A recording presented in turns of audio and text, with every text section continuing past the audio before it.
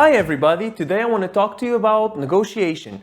Many of us don't like it, but the idea that negotiation has to be this dirty, pressure-filled thing may be true in some environments, but it certainly isn't true in the modern principles of negotiation I want to talk to you about today, which are a reflection of the principles we try to live by at our company. So I want to share with you some, I think, valuable tips on how to do negotiation the Linguaemundi way. Let's go. First tip, reciprocity. The Portuguese call it obrigado. In English, they'd say much obliged. But obliged to what exactly? Well, to return the favor when somebody does something for you. The law of reciprocity states that if you want something from someone, do something for them first. People feel the need to return favors. So if I say you want people to accept an offer, you may want to offer them something first. Like, for example, if you want them to deliver something sooner, offer to pay them sooner, or pay them sooner first before making that request. Just be sure not to make it into a setup and emphasize that the person can say no to your request and you did the favor as a result of the good relationship you have for them, not to get this thing in return, obviously. So give people, clients and suppliers gifts as well. If you're nice and treat people with respect, they'll go that extra mile for you. One day, when you're desperately trying to find a way to get something done within the next hour and you really need their help, you want them to be there for you. If you're cold and have no relationship with your vendors, or even worse, you always try to squeeze them for everything they have, one day you need them and it's 6 p.m. on a Friday and well, instead of help, you might get one of these. Next up, honesty. Be honest. Be honest with what you do and be honest with what you say. This is the most important thing. Be honest with yourself and be honest with your circumstances and objectives. State your goals and intentions clearly and openly. Tell people exactly what you hope to get out of the negotiation and where are you willing to be flexible. What are your concrete demands and stances? Hi, I'm expecting to get this deadline, these conditions, and this price. Can you help me out with this? In order to win this account or project, I will be proposing this price to the client. So from you, my supplier, I'm going to need this price for us to all win this thing. Are you in? Right?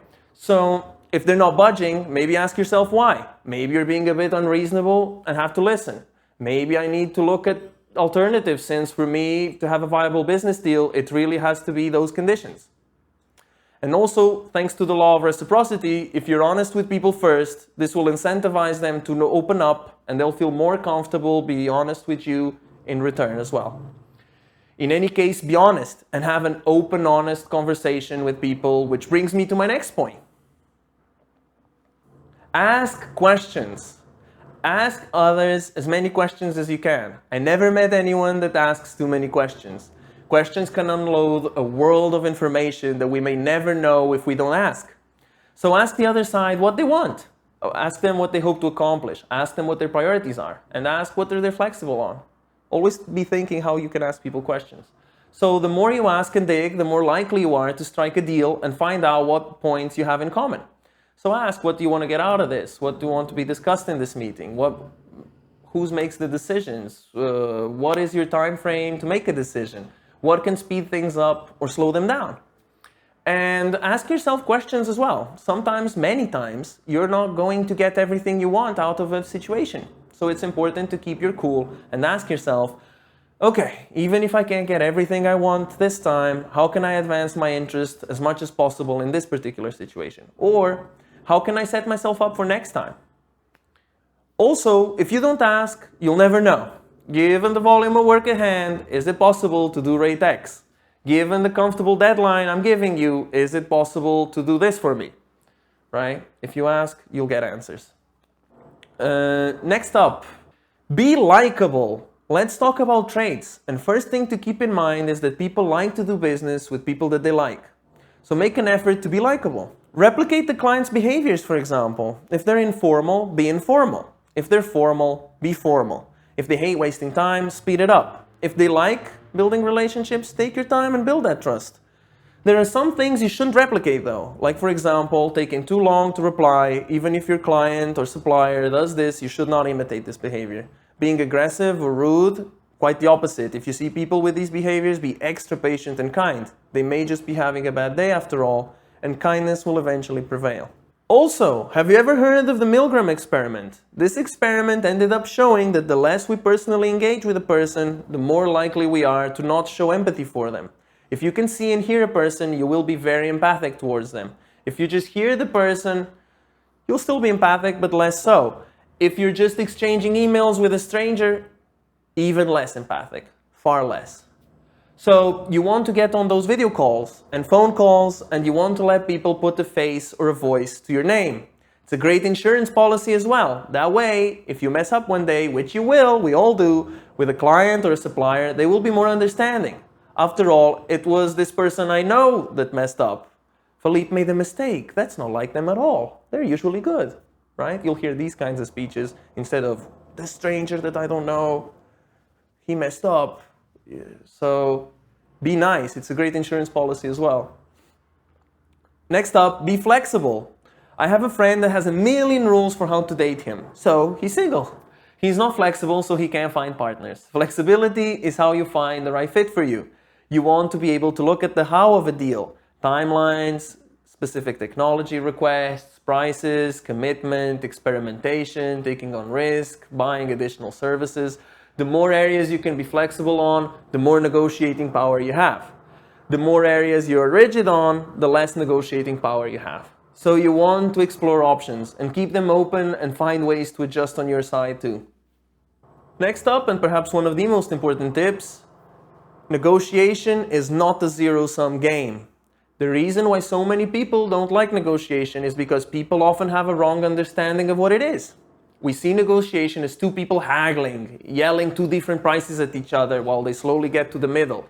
If this really was negotiation, then of course it would be a terrible experience. That is a traumatizing and emotionally draining experience, so you'd be right. But if you realize that there are multiple factors that go into a negotiation, then you can make concessions in one area in exchange for something in another area. Now, this is the part where I give you a few practical tips you can implement and make your life easier immediately, like right after this video is done. So these are absolutely awesome, but just want to say they work together with all the other parts of the video, so don't be skipping those.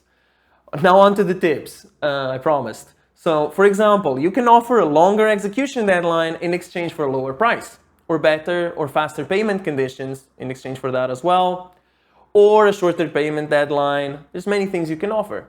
Or future work. We'll make you our #1 supplier for this account if you help us win it. Ideally, you want to have and use specifics. This account has about X amount of work a year, or we hope to have multiple requests for you this week and in the weeks to come.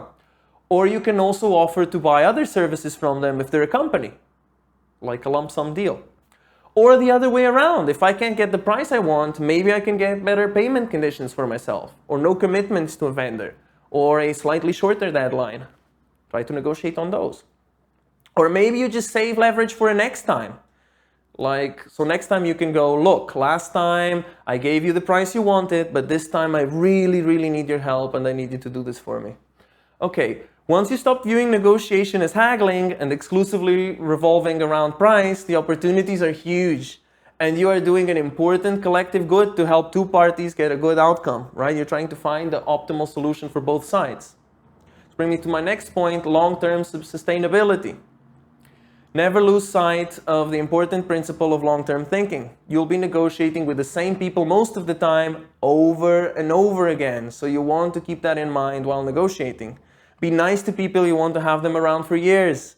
You don't want to push people in negotiations, you want to build healthy, repeat business. And when you give a concession, you can use that to your advantage next time. So always be thinking long term. You don't have to get everything this time around. Remember, security in the long term in terms of work is also a desirable thing to seek. You want to have the certainty of work from a client for long periods of time. And it's also a powerful negotiation tool. Suppliers want the same thing you do. This is also why gifts are important as well, since you want to be on good terms with people, hopefully for many, many years. So always keep the long-term sustainability of relationships, your business and its finances in mind. Next up, options equals opportunities. The more options you have, the more chances you have of making the right deal and finding the right fit for you and your projects. The reverse is also true. If you are too reliant on one client or one supplier, your negotiating power is all in that party's hands. So you want to keep your options open. Always explore and look for multiple vendors so you can compare options. Try out new vendors and negotiate based on the risk that they're new. You're a new vendor, so I may need a discount to cover the costs of a more meticulous review process, for example. Have alternatives in mind when negotiating. Only give exclusivity rights to a vendor for something really, really good in return. It's important to know what you don't negotiate on. And that's my final tip. Don't negotiate on the things you do every day. If you notice a pattern that there is business that happens often and you know what the other party values and what they are willing to concede on, negotiate once those things and use that as a baseline for future business. Don't be negotiating this stuff every day. That drains people and tires people out. There's a cost to negotiation, an emotional cost as well. If you have a clear goal and you know that to win a client or for a deal to happen, you need a certain list of things to happen, don't negotiate those. In fact, make it very clear, like we said in the honesty principle, on what you won't negotiate on. Say this is what I can be flexible on, but on these other things, I am going to be really honest, I can't really negotiate these. Don't negotiate away your personal or company values. It's very important to keep those in mind in everything you do. So, I hope you found value in my tips, and I'd like to end just with a really quick example of how this would look like in practice. So, let's imagine I have a project with a budget of 4 cents a word, but the rate of the translator is 5. So how do I get to the goal of 4 cents a word? So here's an example of what the proposal may sound like. So, I'd get on the phone and I'd be real friendly with them, but I'd be also really honest as well. How are you? How is your family? Are you free to work? Remember, ask a lot of questions. Would you be interested in a flow of continuous work for the next few months? How familiar are you with the subject area? Right? Get as much information on them. And then I have this project which I think that our options, out of all of our options, you are the best fit and one we would be very much enjoying to work with. We only have a budget of this much. I understand this is below your regular rate, but this would be an exception and we really need it to win this client. We are willing to do is we can provide you with software to do the job. We can pay you at the end of the month instead of the usual 60 days, since you're also making an exception for us. We would also give you this account to work on, which should give you a few projects a week for the next few months, and we'll warn you in advance, with at least a day in advance, about potential work you have, so you can prepare your life and organize it properly. So do you think it would be possible to do the 4 cents a word that we were talking about, just for this one account so we can win it and work together on it? So, I hope this example gives you some ideas of how you can put these principles that we talked about in practice, and I hope you saw value in this video and you use your newly acquired awesome negotiation skills to make everybody better off, not just yourself. Thank you very much. Hope you enjoyed it. Have a great afternoon.